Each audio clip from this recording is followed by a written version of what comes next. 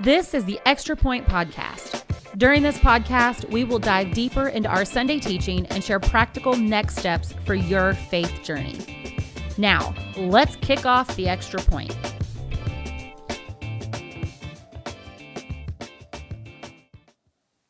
Hey, welcome to the Extra Point. I'm Cheryl Ross, the Next Steps in Discipleship pastor here at Southridge Church, and I'm with Jessica Beha today. Before we go any further, I just want to make sure that if you haven't liked or subscribed to this podcast, that you go ahead and do so. So we are in our series, Naughty or Nice, and we are doing this a little bit different. We're just going to have a discussion about pride because we heard from a naughty character, or about a naughty character named Herod, King Herod, and Pastor Scott shared quite a bit about pride and how we need to kind of get rid of pride. So we figured today we want to have a discussion to kind of help you have some really practical steps of what that looks like in your life, how to recognize it, how to kind of set up some things maybe to help remember and notice when you're getting in those places of pride and how to deal with that. And so I'll just start off with something that Pastor Scott shared Sunday in his message. He talked about how he said, how do I know if I'm filled with pride? And he said, if your primary concerns are your position, your power, your prestige, your reputation, your status, then at the end of the day, your primary concern is really just all about you. And so it's easy to try to say, like, no. And if you heard the message, then you're probably like, maybe you were sitting there and thinking, I'm not really prideful, but perhaps that's not actually accurate. And so he talked about how we can be fully aware of how heinous pride is and the negative effects that it has on us, and others, but still be completely powerless or ignorant as how to make a change. Yeah. So Pastor Jess, share with us like what you think maybe a practical step of how to get rid of it. Like Pastor Scott said, how to get rid of it is by being humble. Yeah. But what does that look like? And how can we try to make sure that pride doesn't actually get in the way of us taking that step to become humble? Yeah, I think it's definitely hard. I don't think it's something that comes easy by any means, but I do think that it's something that you have to work for. It's not, like I said, it's not something that's just going to come easy, but I do think it's something that you have to work for. I know for me, one of the things that I try my best to do, and this is something that I've done for a long time, mainly because I don't know why I started this, but one of my big things is like, I'm never going to ask someone to do something that I myself am not willing to do. And I think that like from scrubbing toilets to, I don't know, cleaning windows, like if we're asking other people to do that, then we have to be willing to do those things too. Yes. And so I remember when I worked in Kansas City, I actually think I talked about this on like our journey through John or one of those things, but like I worked in Kansas City and we had like a big donor coming in and I was downstairs in the like after school program and I was in there scrubbing bathrooms and someone came in and they were like, what are you doing? And I said, I'm cleaning. They were like, why are you doing that? Don't you have somebody for that? And I said, yeah, me. Like, it's me. And they were like, no, someone gets paid to do this. And I was like, right now, that person is me. Like, I'm not going to ask someone else to come in and clean my bathrooms if I myself am not willing to come in and clean the bathrooms. Like, so I think a little bit of that, of like getting rid of that and staying humble is being willing to do like some of those tasks that may not seem to be the most glorious things. Right. Like you have to, like, I mean, as silly as it sounds, like you really do have to humble yourself. Yeah. You have to be able to get down on that level and be like, listen, I'm not too good to clean a toilet. I'm not too good to clean up, the mess that has been made. I'm not too good to, work at McDonald's. I'm not too good to do this or do that. Like I was reading something earlier and it said like that there's this like that false humility type stuff. And it talked about a lot of times, like even with that false humility, it's like, well, I have this education, or I have this, or I have that. And so like we can't humble ourselves enough to be like, okay, yeah, I have this, and this, but there's nothing that stops me from going and working at Walmart and being a greeter, or there's nothing that stops me from serving in kids ministry, or there's nothing that stops me from opening a door for someone else just because I have this prestige, or I have this, you know, clout, or whatever the case may be. There's nothing that stops me from doing that but me. Like my pride. Yeah. I am the one that stops myself from doing those things. Absolutely. Pastor Anna shared a quote with us earlier from Craig Rochelle that says, if you're too big to serve, you're too small to lead. And I think in churches, a lot of times, like the talk is about that servant leadership, you know?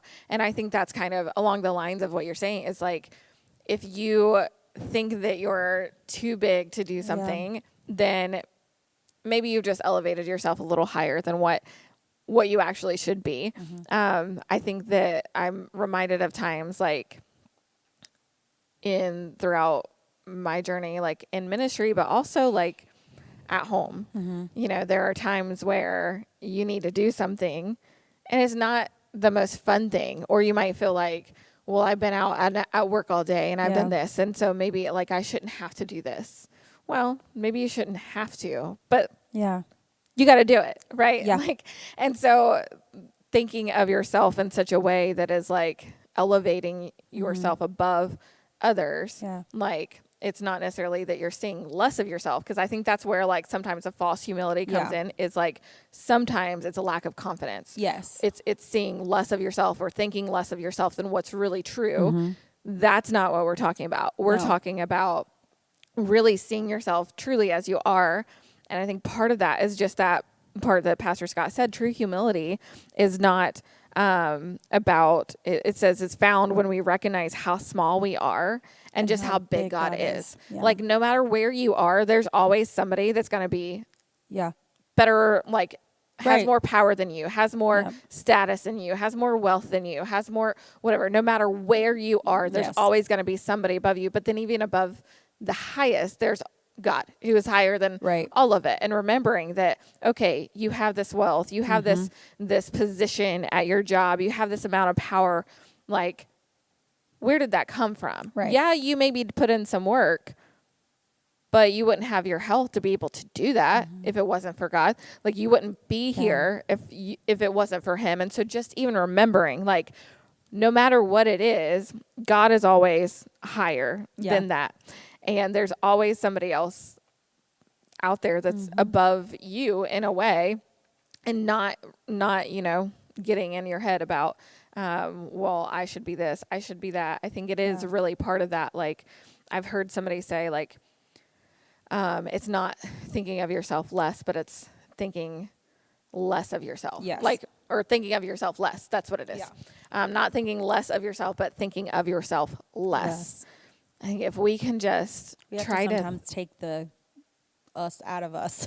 Like, we take us wherever we go, but sometimes we take too much of us, and that kind of leads the way. Like that prideful self that, you know, oh, look at me type mentality kind of can sometimes like lead the way. One of the, you just said something, and Scott said it yesterday. It was like about the just how small we are and just how big he is.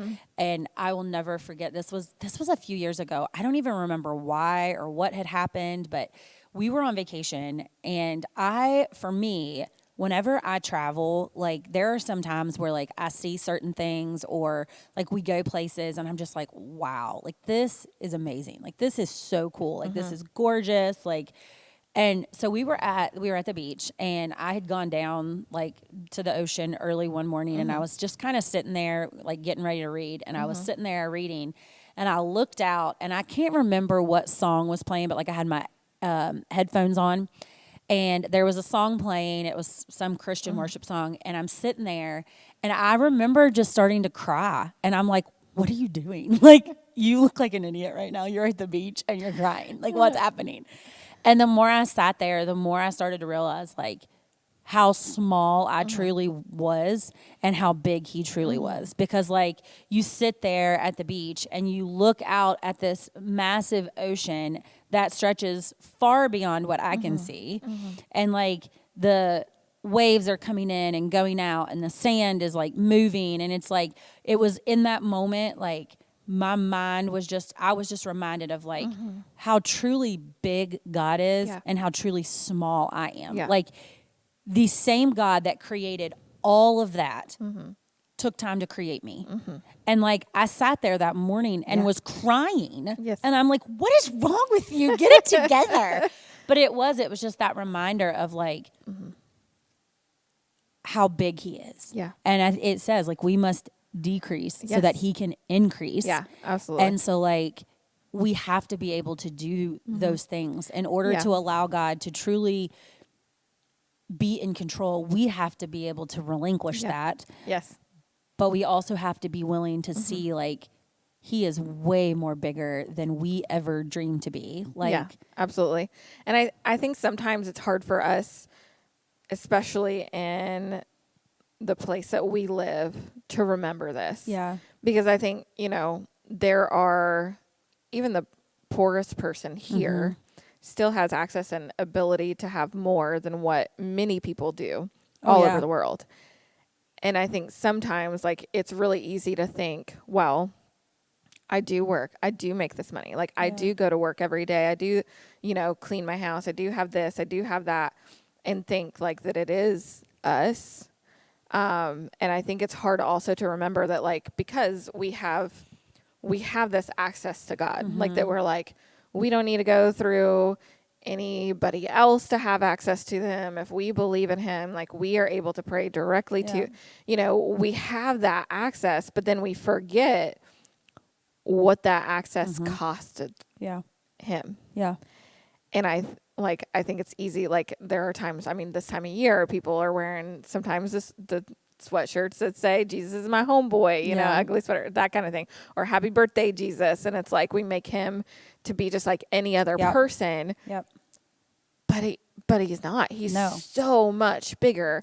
And the, you know, the access that we have is actually to a throne room that like not everybody would typically have access to, but like we don't have a monarchy here. So like, and even the monarchies today, like aren't as strict as what they probably were once upon a time. And so like, you know, it's totally different and hard to wrap our mind around, I think. But I think when we can take those moments to really just sit back and realize and try to remember how big God actually is in all of it, then we have a much better like ability to remain humble and get rid of some of that pride. So this just made me think of this. So I was looking through the notes and it says, oh, you have it written down too? That's so funny. It says pride leads to pain for us personally, but it will eventually lead us to hurt others as well. So yesterday, we were in kids yesterday morning and we had a brother-sister duo who were doing a little race yesterday. And just so happened to get this on video yesterday, but they were racing each other because we were doing, it was a game and they had to race.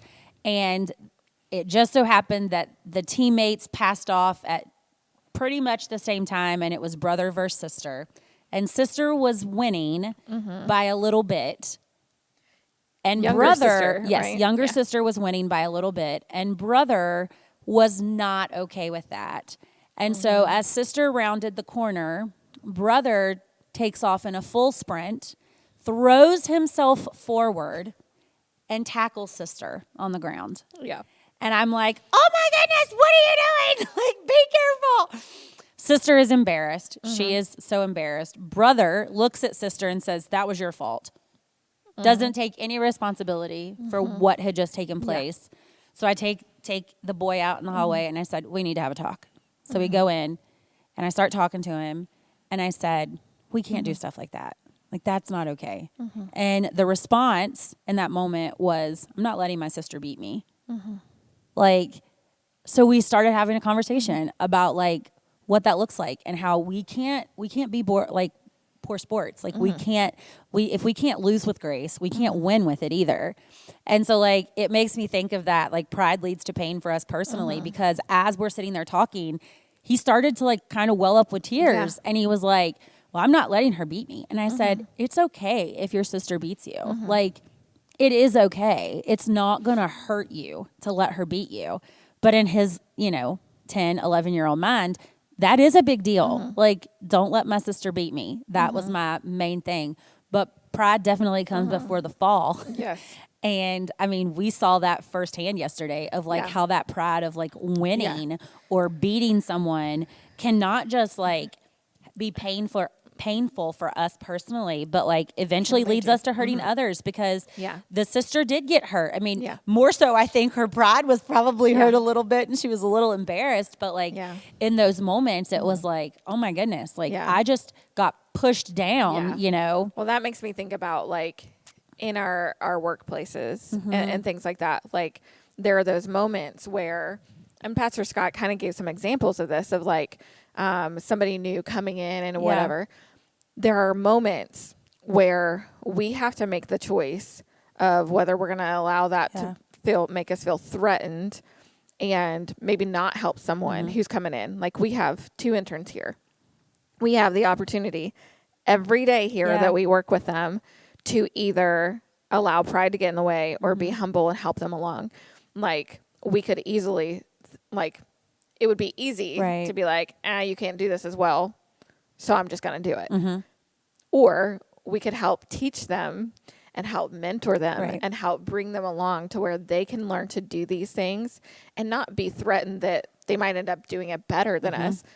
Good, great if they do. Take it. Like, I think it's one of those things that sometimes, but I think in regular workplaces, it's hard. It's, I think, a little bit harder because here we can see the payoff. Like here we can know and like imagine what that might be like in the future. Like it's all for the good, I think, but in our regular workplace outside of ministry, for those listening, it can feel really hard to like somebody comes in. I remember there was a time I worked at Charlotte Russe. It's a female clothing store. And I worked there and I was a key holder, which is not quite management, but kind of. I could open the store, I could close the store, but, not the pay. Right. And so I had been doing the job of the assistant manager for a while. I had been doing that job. I interviewed for that job, but because it was my only, like I had very little retail experience, she just didn't think I had enough experience to do it. So then they hired an assistant manager and I had to train her how to do it. I ended up being the one training her. Like I'd been doing the job for months, but I wasn't qualified for it. Right. And in that I could have, and there were times I definitely thought these things. For sure. I definitely thought the things like, I can't believe that she didn't hire me for this, but expects me to train her for this, or she doesn't think I can do this when I've been doing it for months while we haven't had one. Like, and I remember just a lot of those feelings coming in and not wanting to help, like not wanting to be the person. I was like, the actual lead manager should be doing this, not me. Like not me who you passed over. But in that moment, I also had the choice of, am I going to swallow that pride and choose? It's a hard pill to swallow too. It is. It was not easy. It's not easy at all. I had lots of thoughts. I am pretty sure I complained to friends and coworkers and whatever. But in the end, like it didn't help anything, right? That person still had that job. And I had to work alongside that person. So if I'd have chosen, no, I'm not going to train you, you figure it out yourself, I would have had to deal with that like tense relationship throughout the whole rest of my working experience. Well, I mean, if you think about it, like, so I'm in a very unique position here. Like when I started here on staff, the person who had my job is literally sitting beside me right now. You know what I'm saying? Like, and it would have been very easy for you to come in or you to come up to me and be like, that's actually not how we're doing this. Like, oh, well, I did it this way or I did it that way. And that's how you need, and that didn't happen. But you and I have had conversations where like, it was hard sometimes to Yeah. relinquish that. Like, this is something that you spent time on, that you like, poured your heart and soul into. And so like sometimes in those moments, it's hard to relinquish that and not feel that sense of like, you do feel a little bit of sense of pride. Like, it's your baby, Yeah. like, I've worked on this. I've made this like what it needs to be. But now someone new is taking over, and that's scary. And so I think sometimes in those moments too, it's one of those things of like, how do you navigate those things? Like when you know that like you've poured your heart and soul into something, but then having to trust sometimes, I think that trust part of it is sometimes hard too, because I do think that trust comes with that, that mindset of humility also, because you have to be able to, I don't know. I can't, my mind is processing, but it's not saying it. But I think part of it is trusting that God's going to work it out for you. Yeah. Like, if you do what is right in those moments, in those seasons, in those times, like trusting that if God wants you to have that position, or if God wants you to have that power, if God wants you to have, like, He's going to give it to you. But you need to be faithful and trust Him in the process. Right. And I think it is part of a process. Like, I, in this position I'm in now, there was, and I've talked about this before, but before my sabbatical, I was doing a lot of administrative stuff, a lot of random things, a lot of things that like I didn't necessarily like to do. And even before that, there was even a moment where, like, when Pastor Scott hired me for this position, or had me change to this position, he had said, like, I think you could lead a church one day. I don't know if I've ever told you that. And I was like, no, you haven't. And I'm like, I don't know if I agree with you. but like, there was also like evaluations where he was like, you've gotten better at speaking. He was like, I think you need to spend more time there. But during this specific season, it was when you had transitioned and you were like rocking it. So I was able to step back. I wasn't teaching kids anymore. We had gotten rid of our Wednesday night service that we were doing online. I wasn't doing that anymore. We had lots of conversations. And it was a season within the church that Pastor Scott felt, the need to preach more. And so some of those Sundays that I maybe had were taken away. So there was like literally 6 months that I had where I only taught once. And I remember thinking, like, half the stuff I do, I don't even have to be saved to do. Like, what am I even doing here? And I felt like, oh my gosh. And I remember praying at this altar over here, like thinking, God, if I don't ever get the chance to speak again, okay. Right. But you got to give me something else. You got to help me understand. You got to like get me through this. Because in those moments I was like, I know I have the ability to do some of these other things, but why is all that being taken away? And why am I having to do all these tedious things that I can't hardly stand that make me like drain my energy and all of this? Like, why am I doing this? And then I remember during sabbatical, and what was really funny was that it was the story of David, that I listened to a sermon and I was at the gym bawling my eyes out because he said in there that David had the ability to be king, but his responsibility in the moment was just to be faithful and faithful and wait. And trust in the process. Like, and so it was one of those like, okay, just because I have the ability to do these things, my responsibilities may not always line up. Right. But I have to trust that God maybe is moving things or developing things within me that I don't exactly get or understand yet. And so like trusting in that process, like getting humble and saying, okay, I don't get it, but God knows more than me. God put me here. If God's telling me I need to do this thing, or this is how my job is lining up, or this is how my home life is, there are times where like I've known men who have had a season of being the stay-at-home dad for a while, and that can be really difficult for a husband, a man, to step down and say, okay, well, I'm used to being the breadwinner. They say it's typically like a man's nature to want to provide for their family, but in a season having to step down and allow his wife to go to work or to do this, like it can be really difficult. But in those moments, like knowing and trusting that it's going to work out and that maybe there is a reason why that you don't see or know of yet, and allowing yourself to be humble enough to realize you don't know it all. Like, I think that's part of it. Like, we don't know it all. No. But God does. And so trusting Him in that process of saying, okay, for a season, for a time, I may have to do some things that I don't really like, that I don't really want to do, that really isn't in my wheelhouse or something that I enjoy or am gifted at necessarily, like, but it may be for a purpose that I just don't know yet. Yes. Like, and being okay in that time. There's this other quote here that says, when pride is in the picture, we can choose to be humble or be humiliated. Humiliated. Wow. And what I find this funny, because there was a sweet teenager that during Vacation Bible School, I had some teens, like a teen panel, help teach the kids this lesson. And we were talking about humility. And every time he kept saying humiliated instead of humbled or humble. Like, and I was sitting there like, I can't correct him in this space. But then I like began thinking, and I was like, you know what though? Like, sometimes I think that's where we might get it wrong too. Like, when we think like we have a moment where we're humiliated and we're like, oh, this is God humbling me. Yeah. Right. And I think there are those times where, like, so in that season, I could have been like, no, I ain't doing this stuff. I'm going to go find me another job where I can speak more. Right. I could have done that. But I wasn't ready for that. That wasn't where God wanted me. Right. So had I done that, I would have probably been humiliated. Right.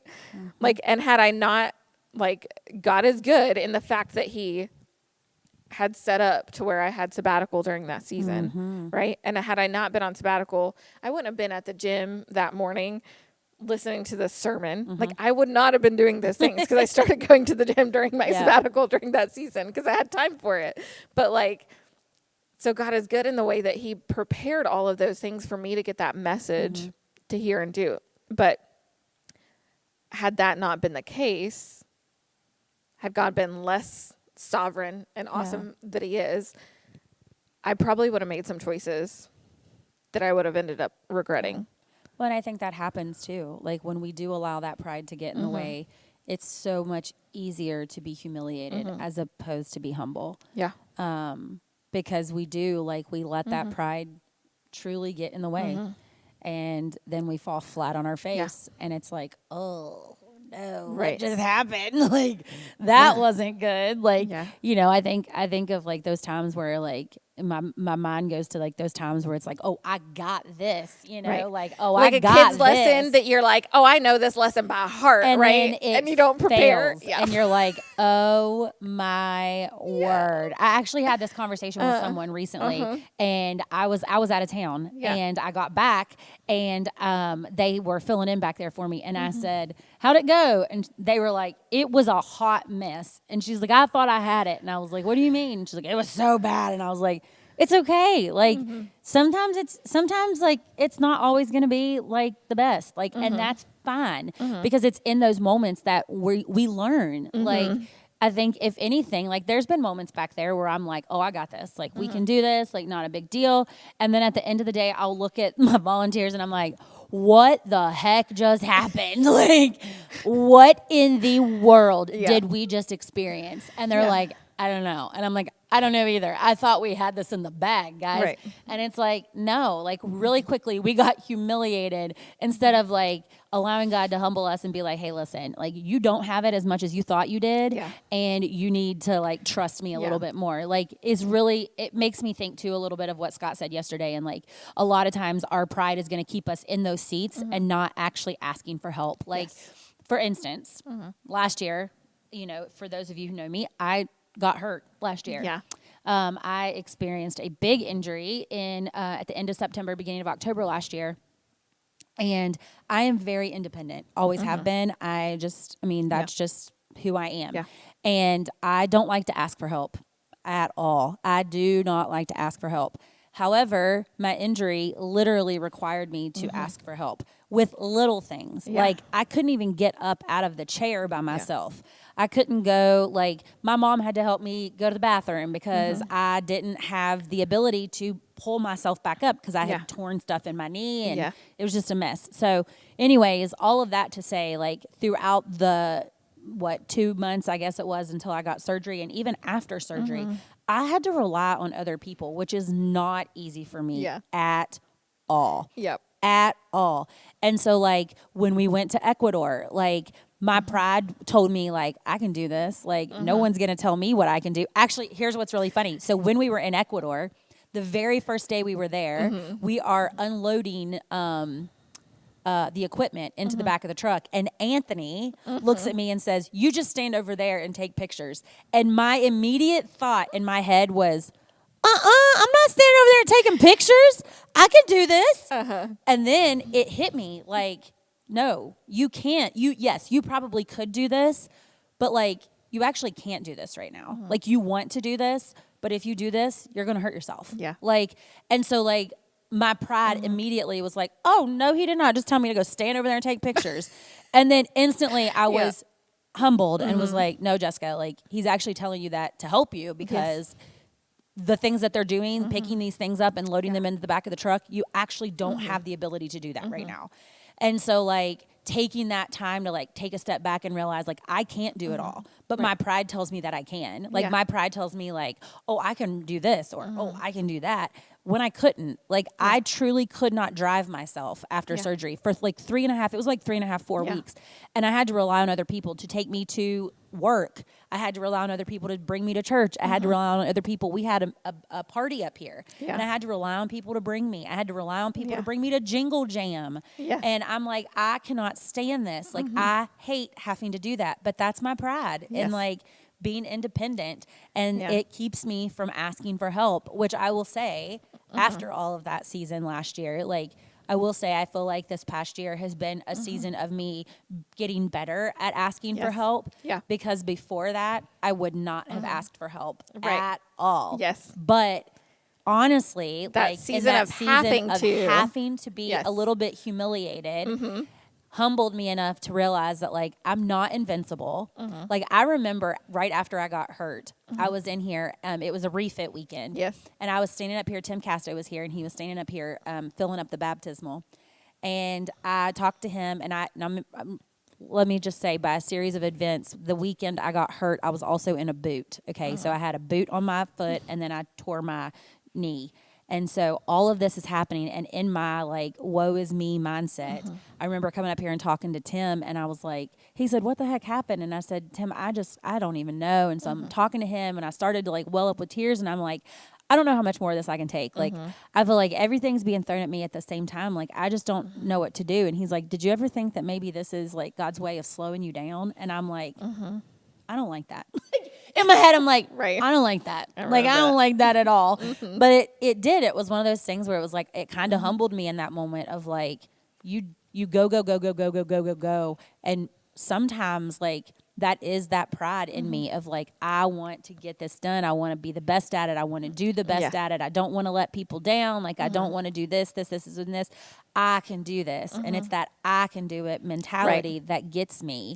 And sometimes like we have to get knocked down in order to realize like, I can't do this. I can do this with him, but I myself cannot do this. And so like, I don't ever wish to have to deal with that again.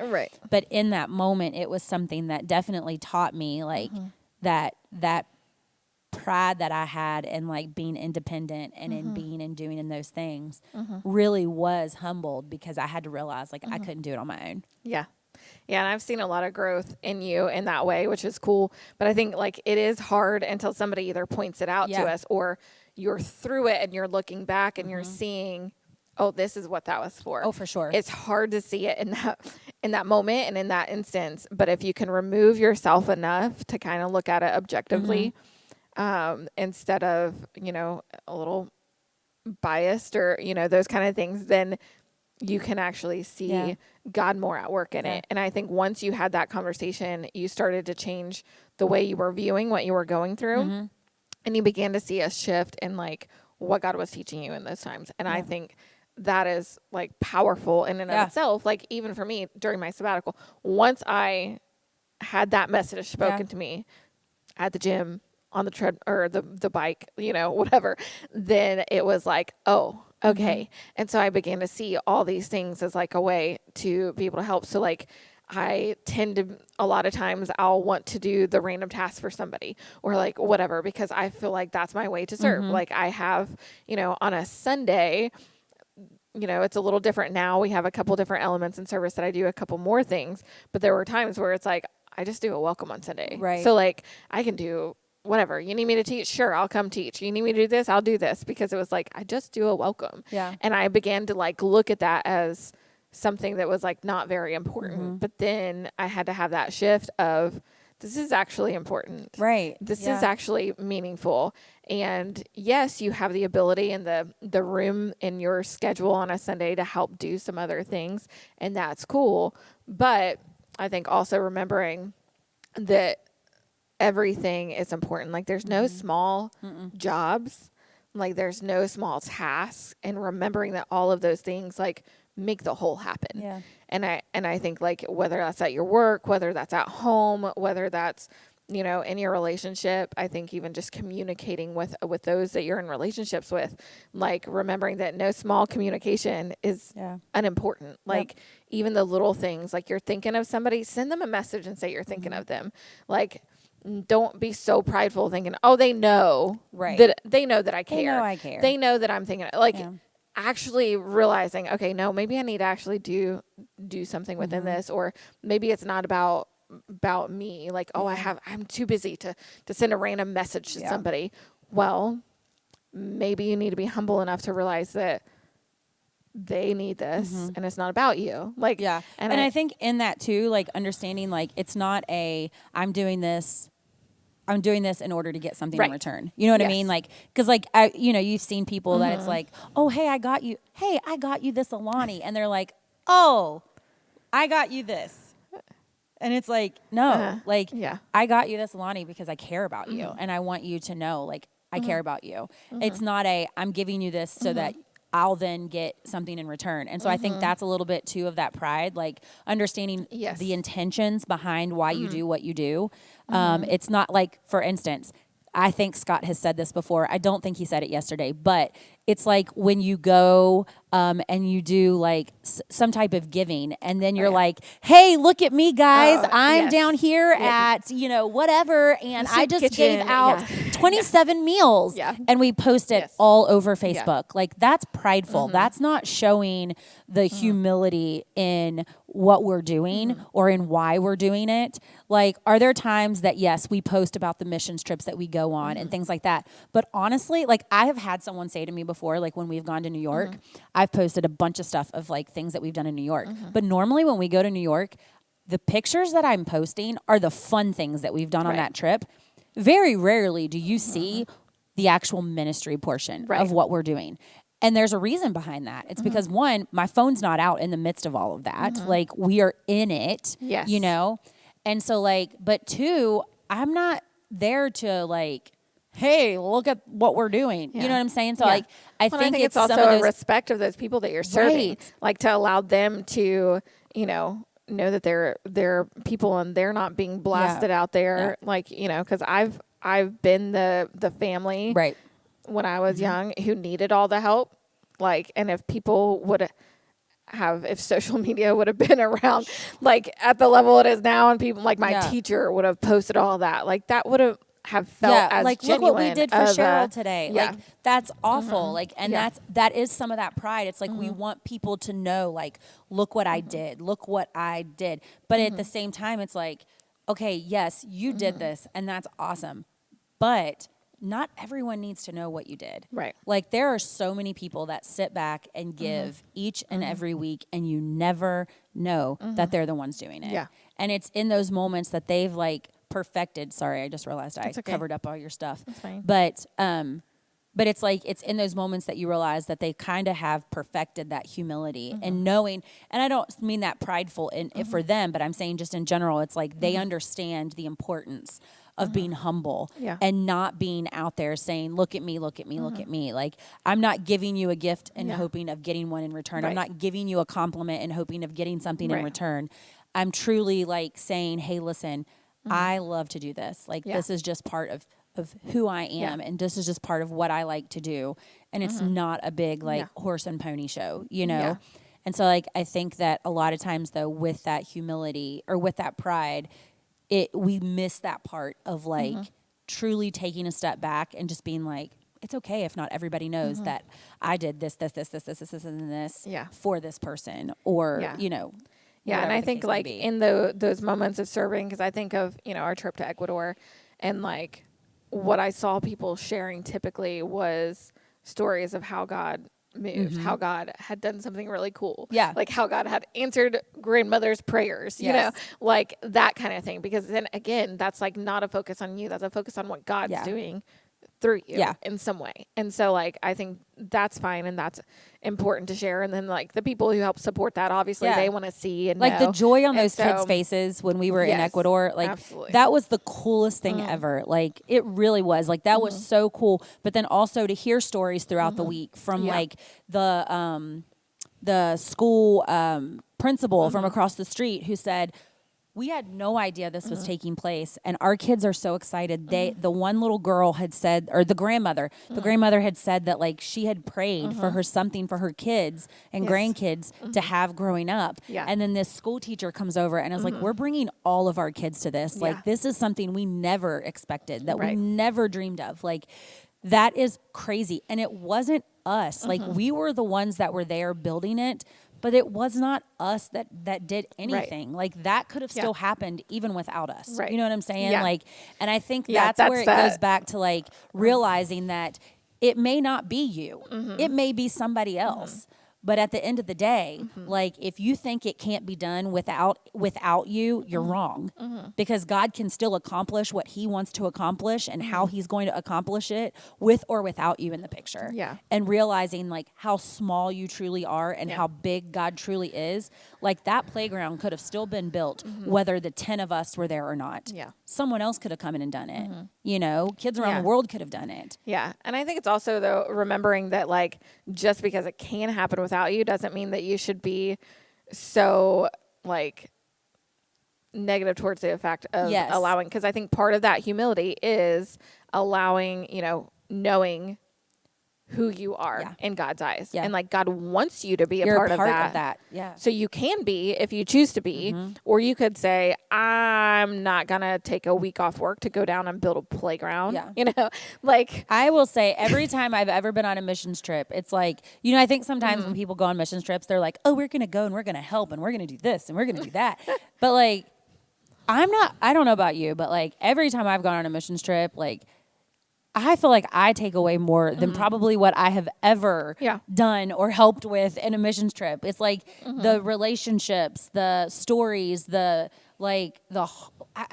can't explain like what it is that you feel after you leave that missions trip. It's like you didn't go in and like make this big difference on the life of those people.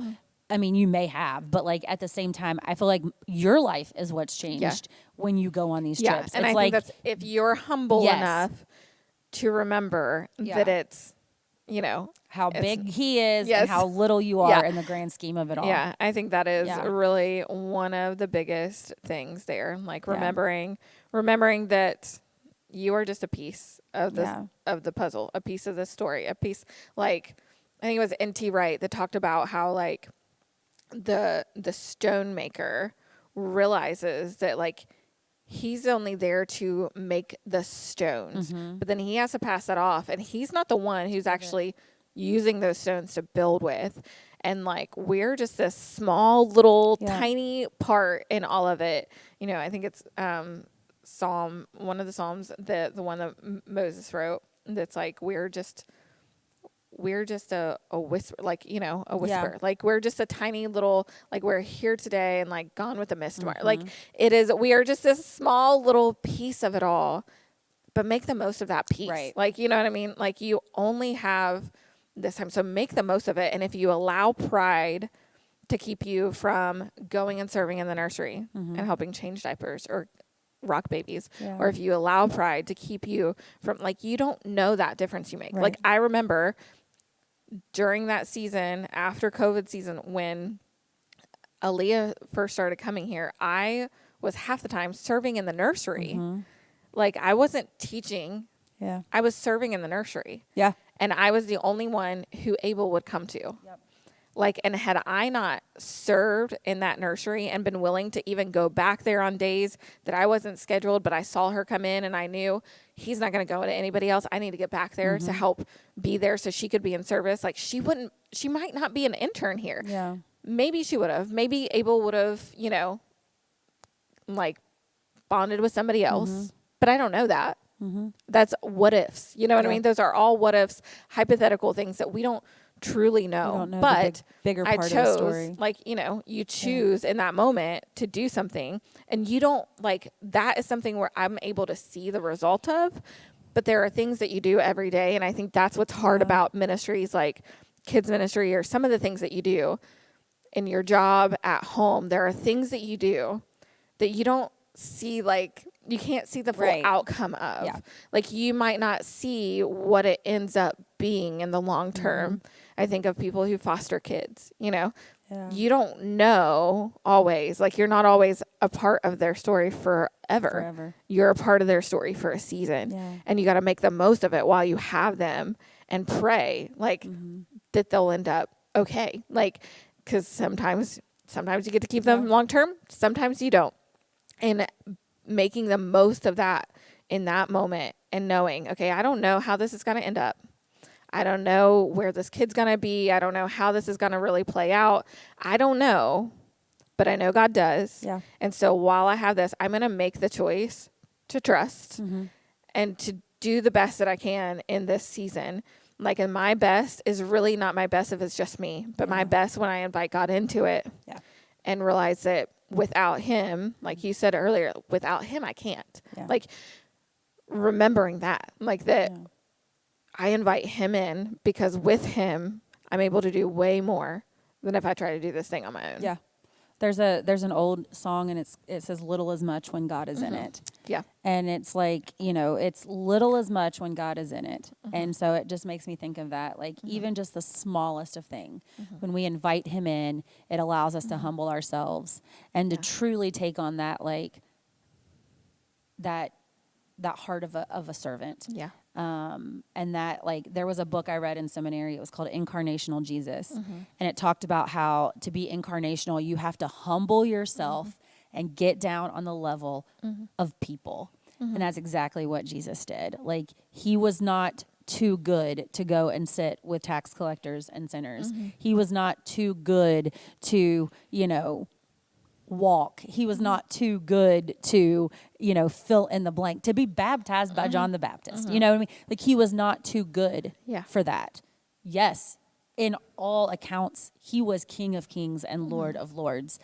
He was and is and always will be, you know? But in those moments, he humbled himself and was able to do what so many times we ourselves are not able to do. And that is, like, truly take self out of it. Yeah. Like, it would have been easy. Like, it says, like, it would have been easy to call 10,000 angels down and, like, you know, take his place. Yeah. But, like, he didn't, because he knew his purpose. He knew the humility behind that. And, like, he knew the reason why he was doing what he was doing. It would have been very easy to be prideful in those moments and being like, I'm King of Kings and Lord of Lords. I got this. Like, I don't need to do this. Right. But he didn't. Right. And he is the example of humility and being incarnational and truly being able to, like, take that servant's place. Like, he washed the feet of his disciples, which was a job fit for a servant, Right. not for someone like the king. Yeah. And so, like, I think in those moments, having to truly realize that, like, someone has already been there and done that, walked the walk, talked the talk, and it is possible. And he gave us a very good example of how to do that. Yeah. And And then he gave us the helper to help and then he make gave that us the happen helper. Yeah. through the Holy Spirit. And so Yeah. that's where I think, you know, taking those moments when you find your place, yourself in that place where you're feeling like, oh, I should be able to, I got this. You know, all those examples we've given, just take a moment to step back and be like, okay, wait, do I? Yeah. Or is it really God through me? Or, like, how can I make the most of this moment? You know, I think those things are going to be the practical next steps to really help you deal with pride and get rid of pride and be humble in your life. And so I would say just really, focusing more on God, less on you, allowing him to work through you more than focusing on what you're able to do, remembering that it all comes from him anyway. The things you're good at, the talents, the gifts, the passions you have, God placed all those things inside you when he created you. And so remembering that it all comes from him anyway, I think it's a really big thing. So we'll leave it here because we could probably talk all day about this, but we will leave it here, and we'll be right back here again next week with another extra point and some more practical next steps for your faith journey. Thanks for tuning in to The Extra Point. Be sure to subscribe to the Southridge Church podcast and tune in every Wednesday for another episode of The Extra Point.